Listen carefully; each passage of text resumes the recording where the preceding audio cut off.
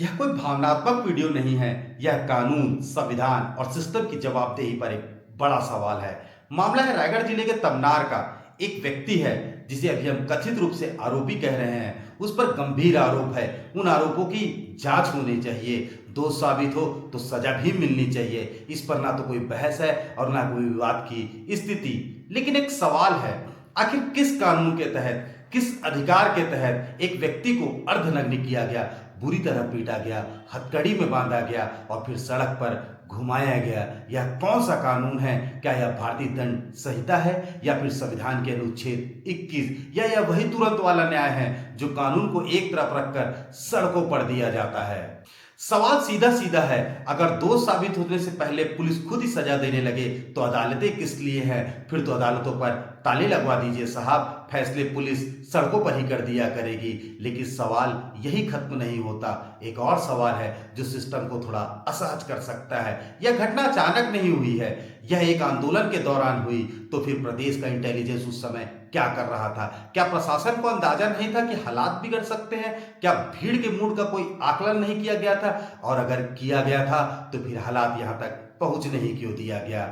इसके साथ ही यह भी पूछना जरूरी है, क्या यह भीड़ का गुस्सा था या फिर आंदोलन को बदनाम करने की और उसे खत्म करने की कोई सोची समझी रणनीति थी? इसकी विस्तृत जांच कराए जाने की जरूरत है, क्योंकि इतिहास बताता है जब कोई आंदोलन सिस्टम को असहज करता है तो कई बार ऐसी घटनाएं पूरे मुद्दे को ही पटरी से उतार देती हैं।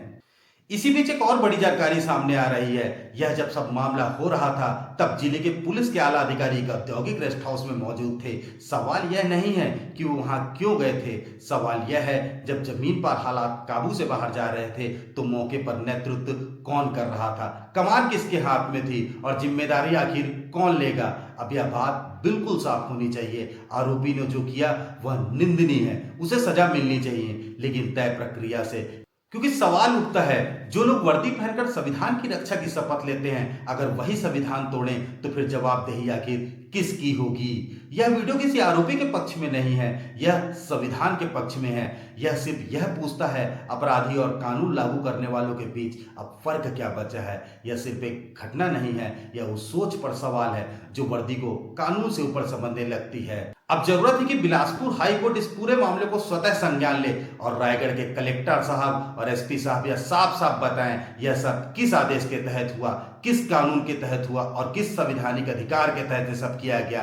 क्योंकि अगर सड़कों पर ही न्याय होगा तो अदालतों के दरवाजे खुले रहने का मतलब फिर क्या रह जाता है? यह वीडियो किसी के बचाव के लिए नहीं है, यह संविधान को बचाने के लिए है।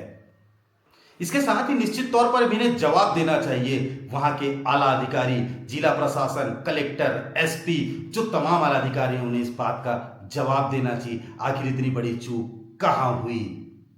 आज की खबर में बस इतना ही। इसी तरह की खबरों के लिए बने रहिए हमारे साथ। हमारा पता है जनसंवाद टुडे। अगर खबर अच्छी लगी हो तो लाइक करें, शेयर करें और सब्सक्राइब करें। धन्यवाद।